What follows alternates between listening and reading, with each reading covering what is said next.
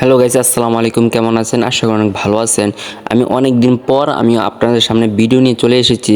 Guys, দেখতে পাচ্ছেন এখানে 3টা মুরগির ডিম আছে। এই মুরগিটা এখনও ডিম ফুটাইতেছে, ডিম পাড়তেছে। আর এখানে একটা মুরগি কুচি বসছে, আর এখানে আরেকটা মুরগি কুচি বসছে। আর এখানে প্রায় 13টা থেকে 14টা ডিম নিয়ে কুচি বসছে এই মুরগিটায়।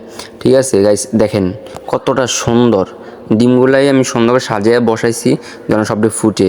আর যে এক কাছেরটাও মনে করেন যে এই মুরগিটাও 13টা ডিম নিয়ে বসছে।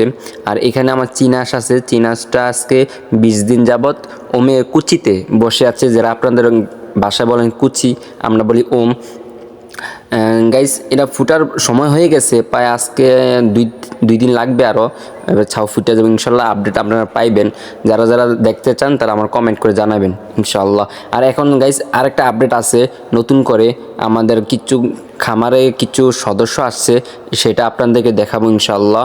আর গাইস, মুরগির ডিমগুলো অনেক সুন্দর, সবাই আমার কমেন্ট করে জানাবেন। এই যেই ফাইনালি আমাদের শখের মানে বাচ্চা, আমাদের চিনাসের বাচ্চাগুলো ফুটছে, কি সুন্দর মাশাআল্লাহ। সবগুলো সাদা হয়েছে, সবগুলো এক সাইজ, সবই সুন্দর হয়েছে, মার মতন হয়েছে।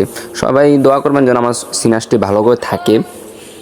আর চিনাস ফুটার পরে আপনারা কী কী কাজ করবেন সেটা আমি বলে দিই। চিনাস আজকে ফুটলে আজকে আর বার করবেন না, পরের দিন বার করবেন, প্রায় 12 ঘন্টা পরে এটা বার করবেন। বার করে খুদ বা স্টার্টার ফিট যেটা আছে এটা খাওয়াবেন।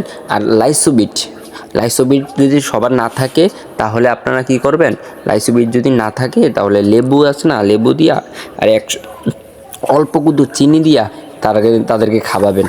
তাদেরকে যদি এইসব 1 সপ্তাহ খাবান, দেখবেন তারা কখনো ঝিমাইব না, কখনো অসুস্থ হইব না, সবগুলা টিকা থাকবো।